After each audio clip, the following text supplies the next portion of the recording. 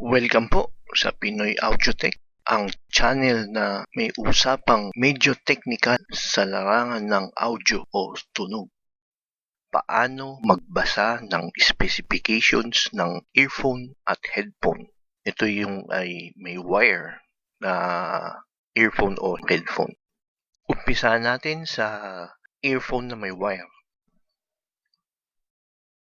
Ang specification ng magandang earphone, makikita natin sa table, driver, kadalasan kasi 6 to 12 mm, pero kung mas malaki, mas maganda. Ang impedance, 16 ohms to 32 ohms, mababasa rin natin yan.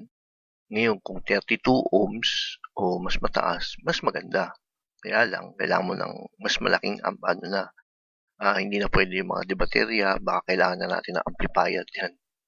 Kahit na earphone yan o headphone, basta pag tumaas ng 32 ohms, medyo kailangan mo ng mas malakas na power.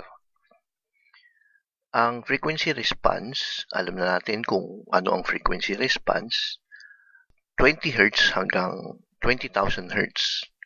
Yan yung normal.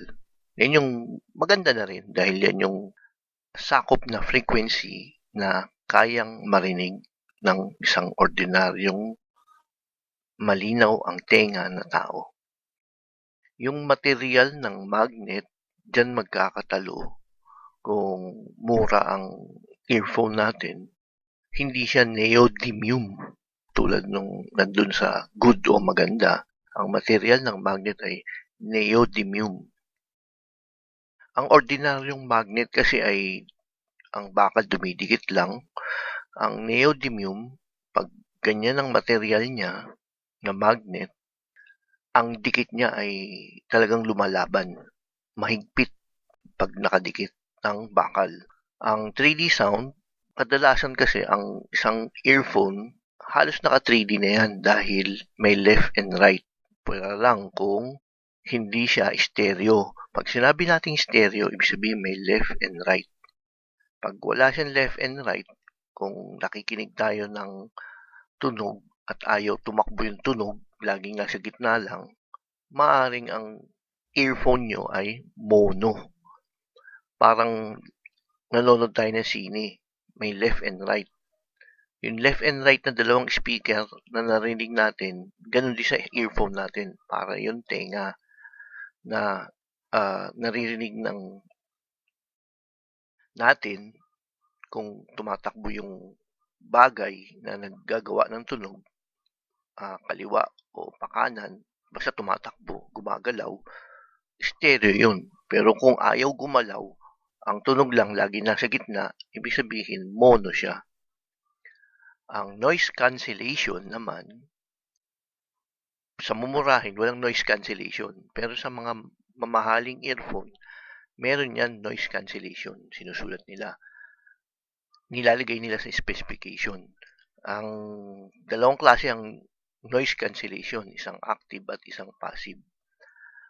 Ang passive, medyo mura, bagamat dagdag sa presyo. Ang active, mas mahal. Kailangan ng sirkito o circuit para makancel yung noise. Kaya tinawag na noise cancellation. Pag may noise cancellation ang earphone natin, yung tugtog, magandang maganda. Maririnig natin. Walang halong ingay galing sa labas. Isa rin yun, yung sinasabing pag mahigpit sa tenga natin na halos walang makapasok na tunog galing sa labas, kundi galing lang sa earphone. Magandang earphone na rin yun. Stereo, tulad na nasabi ko, yan. Pag sinulat na stereo, ibig sabihin may left and right. Pag walang sinulat, posibleng mono lang yan. Parang nakikinig ka lang ng radyo na AM. Ibig sabihin, ang importante lang yung sinasabi, hindi yung pinatutugtog. Hindi natin ma-appreciate ang ganda ng tugtog pag mono lang siya. Pangbalita lang ang mono.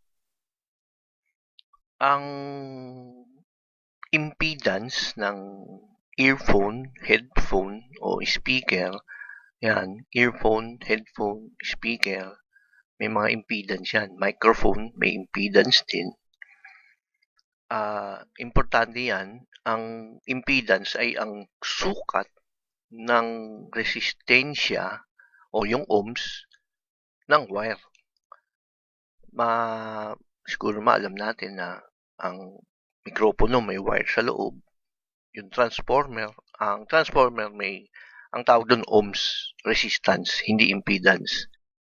Pag masasabi natin na ang impedance ay yun yung resistance lang ng mga gamit ng mga tungkol sa tunog tulad ng mic o mikropono,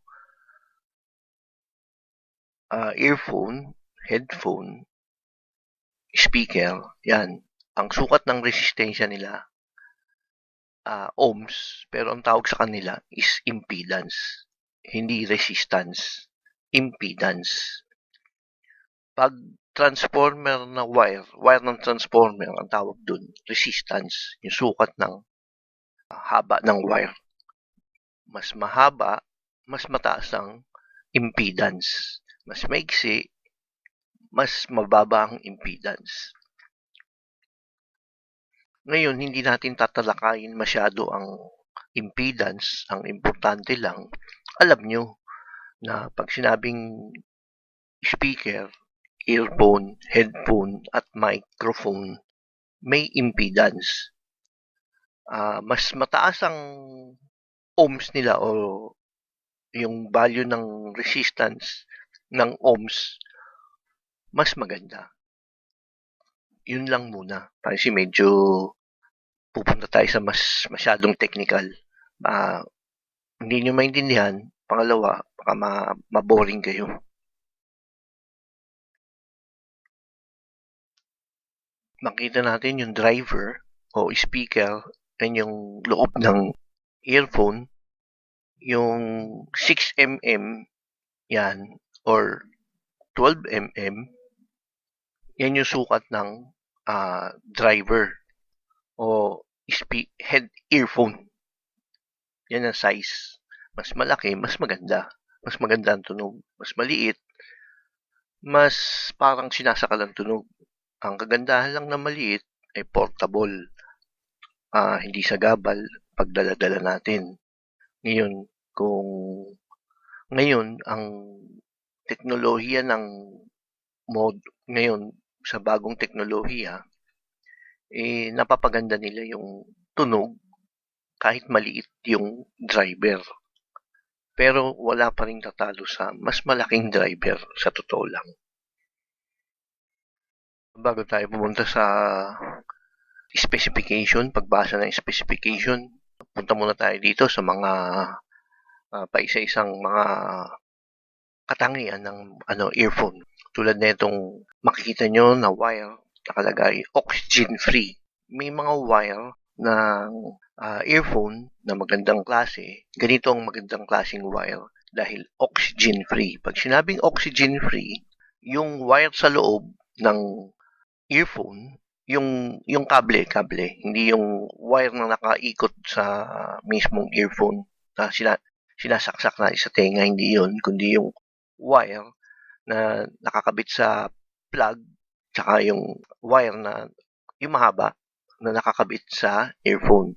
Yung mahabang wire na yun, sa loob nun, pag oxygen-free, ibig sabihin, hindi madaling maluma or maputol. Dahil pag hindi siya oxygen-free, nagaano siya, yung parang kinakalawang. Ang kable, yung wire na yung tanso sa loob, kinakalawang din. Ibang kalawang lang yun. May kulay puti. Di gaya ng kalawang ng ordinaryong bakal, kulay orange o brown. Ang kalawang ng wire ay puti.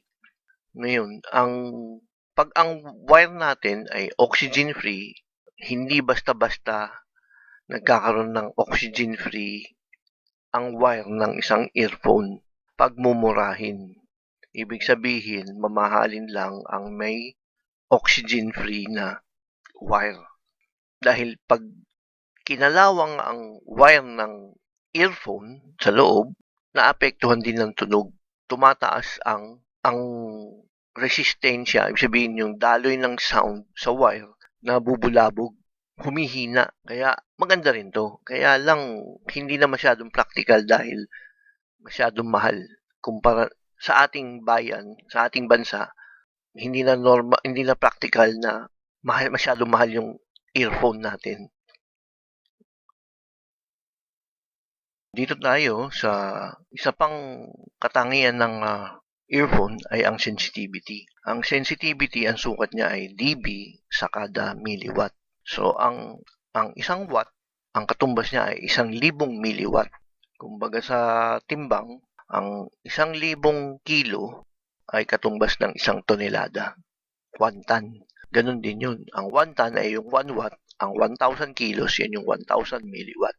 Ang sensitivity ng earphone ay naglalaro sa 80 dB hanggang 125 dB. Ngayon, kung ang earphone natin ay 80 dB lang o 90 dB, yan yung mga ordinaryong earphone lang. Yan yung medyo mura. Ngayon, yung mamahalin, yan yung naglalaro sa mga 125 dB, 120 dB, ang sensitivity. Halimbawa, ang 1 milliwatt, halimbawa lang natin na katumbas niya 1 kilo ng uling. Ngayon, ang dB naman, ang 1 dB o 1 decibel, katumbas niya ang 1 litro ng tubig. Ngayon, pag sinabi natin ang sensitivity ng earphone ay 120 dB kada 1 milliwatt, kung baga sa uling at tubig, ang 120 litro ng tubig ay kayang pakuluan ng 1 kilong uling lamang. Kung hindi magandang klase ang earphone, makakarinig tayo ng 80 dB per milliwatt lang. So, ibig sabihin, kung sa timbang, 80 kilos lang ang kaya niyang pakuluin na tubig sa kada kilo. So, ibig sabihin, mas efficient ang 120 na litro ng tubig sa kada 1 kilo ng uling na pakulo. Ganun lang ang ibig sabihin ng sensitivity. So, ang 1 milliwatt ng device natin, yung cellphone, yung amplifier, kaya niyang ma-convert yun sa lakas ng tunog na 120 decibel o dB. Yun ang ibig sabihin ng sensitivity. So, umpisahan natin ang una nating specification, yung number 1 sa taas. Walang masyadong sinabi. Walang size ng driver. Walang impedance. Walang magnet. Basta sinabi lang niya mabenta, bestseller earphone, Swara Herni Crystal Clear. So, tatak siguro to ng teknolohiya ng earphone. Power base boost. So, may boost daw yung base nila, yung tambol.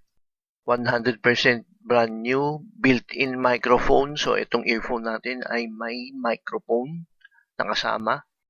Tapos, Vivo original. So, pwede natin sabihin baka ang tatak ng earphone na to ay Vivo. Branded, medyo okay. Kung nakarinig na tayo ng Vivo na tugtog, nagandahan tayo, pwede natin sabihin maganda na rin tong headset. Pero sa isang nakakaintindi or sa isang marunong magbasa ng specification at hindi nakasulat kung ano yung mga specification, sinasabi lang niya maganda lang siya, maganda lang ang earphone, may bass boost, tapos walang impedance, walang driver, kung anong size ng driver. Pag ako yan, hindi ko pinapansin yan Pero lang kung may tatak, Sony, yan, mamahalin yan. Sennheiser, Shure na brand, may earphone na ganun. Yun, medyo maganda-ganda yung mga brand na yun. Talagang kumbaga sa ang linya nila ay tunog. So, masasabi natin, dun sila magaling. Punta naman tayo sa ikalawa, earphone na headphone, magulo sulat nila. Ito yung sinasabi ko na magulo. May earphone nakasulat, tapos may headset, tapos may headphones. So, mga ganito, kung ano mga minsan sinasabi, diyan tayo mag-iingat. Lahat sinabi na. Kaya, minsan, pag ganito nababasa ko, hindi ako naniniwala tuloy na magandang quality ng earphone na to. Sa kaliwa, umpisahan natin, earphone type, in-ear, color, communication, may wire daw, cable length, 1.2 meters, so haba ng kable ng earphone. May mikropono yung earphone sensitivity 95. Ito na yung sinasabi natin na yung sensitivity 80, 90, ordinaryong earphone. Ito yun. Yung plus minus, ibig sabihin yan, naglalaro siya sa 5 dB. So, ibig sabihin ng 95 plus minus 5 dB ay pwedeng maglaro siya sa 90, ay minus, iumpisa natin muna sa baba, yung minus 5, so 90. Naglalaro ang sensitivity niya sa 90, tapos plus 5 natin, magiging 100. So, 90 hanggang 100 ang sensitivity ng earphone na to. Ang frequency range, ordinaryo, or standard, ang speaker impedance, ganun din. Medyo nagbabago. Nagkakaroon lang ng plus minus yan kung dahil sa factory, gawa ng makina o ng tao, nagbabago. Hindi kasi, siyempre, ganun ka-accurate yan eh. May konting diferensya sa sukat. Ang speaker impedance ay 16 ohms plus minus 3 ohms. So, pwede natin sabihin, maglalaro ang matatanggap nyong earphone ay pwedeng maglaro ng 13 ohms, masukat nyo 13 ohms, hanggang 19 ohms. Pasok pa rin sa standard nila. Ay sinilagay nila yung plus minus 3 ohms. Ngayon, dito tayo sa earphone weight, 12 grams. Medyo magaang yun, 12 grams eh. Masyado magaang. Package size, package weight. Oh, magulo to. Ang package weight, ibig sabihin kasama ang box. 54 grams, 60 degrees slanted in-ear. So, ang 60 degrees, yan yung pagkabaluktot ng butas ng pinaglalabasan ng tunog sa earphone. Tapos, one button design makes it easier.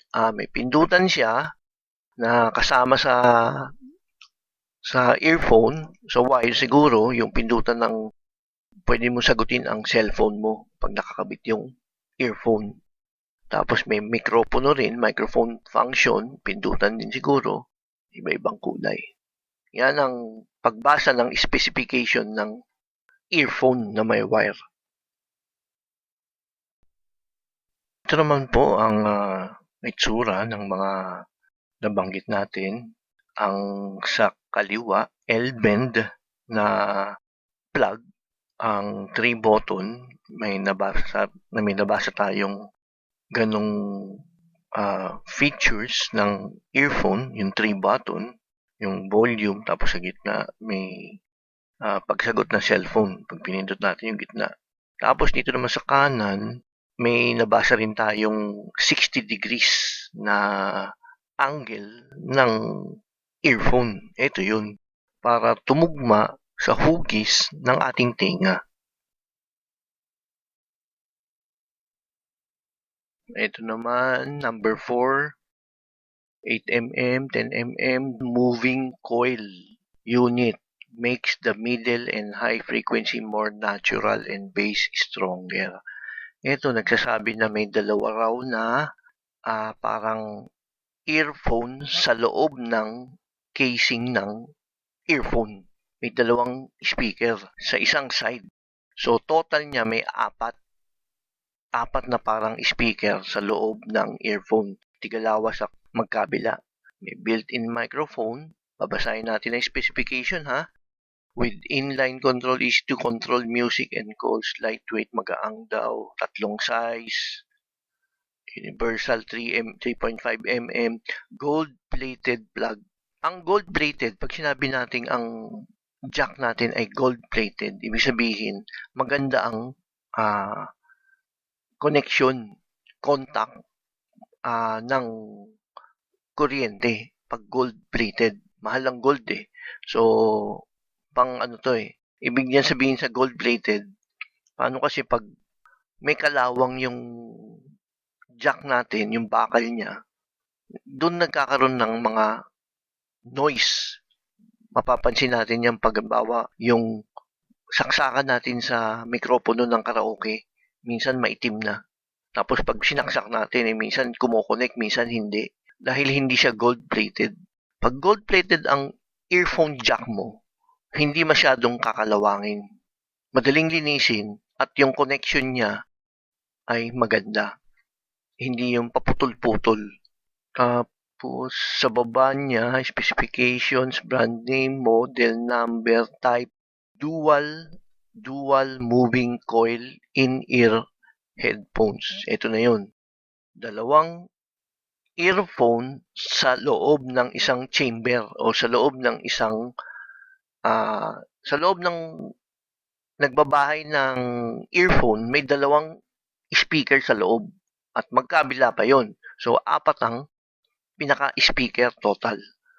Frequency response standard 20 to 20 kHz. Yung driver unit, yan yung may 8mm plus 10mm. Hindi ibig sabihin yan, isang 8mm yung left mo, tapos 10mm yung right mo, mali. Ibig niya sabihin, dalawang driver, dalawang earphone ang nakakabit sa bahay ng earphone. Isang 8mm at isang 10mm. Ang 8mm mas maliit. So, yan yung magbibigay ng kalansing. Ang 10mm mas malaki, yan yung magbibigay ng tambol. Maganda ito dahil hinihiwalay niya ang tunog. Hindi nahihirapan yung speaker na palabasin ang tugtog o tunog na kailangan niyang gawin. Parang tao lang din yan. Isang tao, gumagawa ng trabaho ng pangmatanda at pangbata. Pag isa lang ang speaker. Ngayon, kung dalawang speaker sa loob ng earphone, parang isang bata at isang matanda, yung trabaho ng matanda, ginagawa niya trabaho ng matanda lang. Yung trabaho ng bata, hindi niya gagawin. Binibigay niya doon sa batang kasama niya. Kaya, hinihiwalay ang trabaho. Hindi mahihirapan yung nag-iisang matanda na yun na gumagawa ng pangbata at matanda. Yan ang ibig sabihin ng driver unit, dual moving coil. Ang resistance o impedance, dito mali na naman ang sinulat niya, dapat niya impedance, hindi resistance. Sa technical na pananalita, ang tawag dyan ay impedance. So, 8 ohms, mababa, 8 ohms. Sensitivity, 100 dB, ayan, malakas yan. Bagamat yung resistance niya ay mababa, ang sensitivity naman niya ay mataas. Plug, 3.5 mm. Stereo, sinabi niya stereo. So, dalawa talaga siya. Gold-plated. Hindi lang natin alam kung tunay na ginto. Yan lang ang sinasabi ng specification. Nasa sa atin na yan kung maniniwala tayo. Wire material, translucent, TPE. Isang klaseng plastic o goma. Microphone, yes, meron. Kulay, cable length, 1.2, headphone weight, 10 grams, package, ayan. Halos andyan na. So, pagbabasahin natin to, medyo dapat maganda-ganda ang tunog nito. Dahil sa ganda ng sinasabi niya.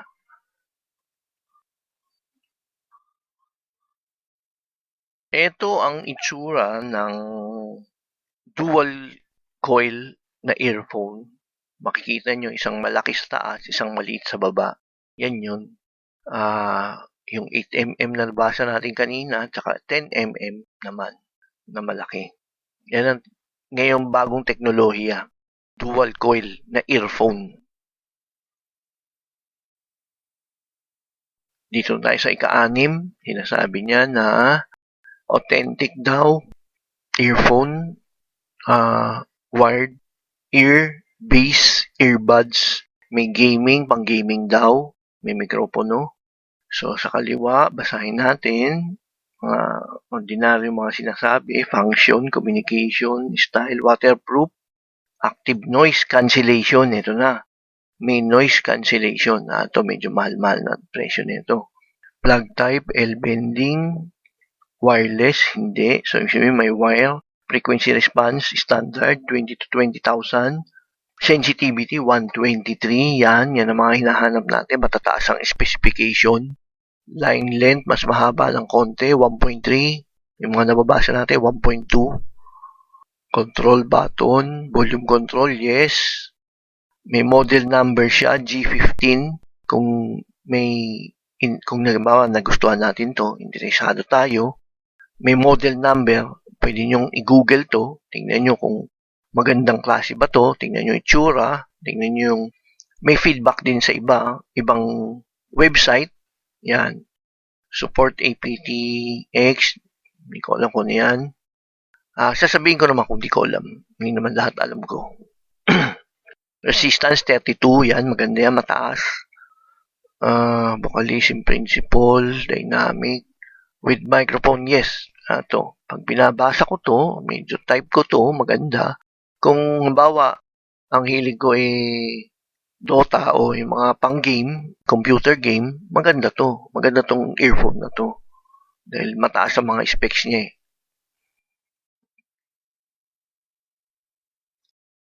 Paki-like lang po ang aming video kung nagustuhan nyo at para updated po kayo sa mga bagong video namin, mag-subscribe lang po. Ito po ang inyong ka-Audiotech. Marami pong salamat.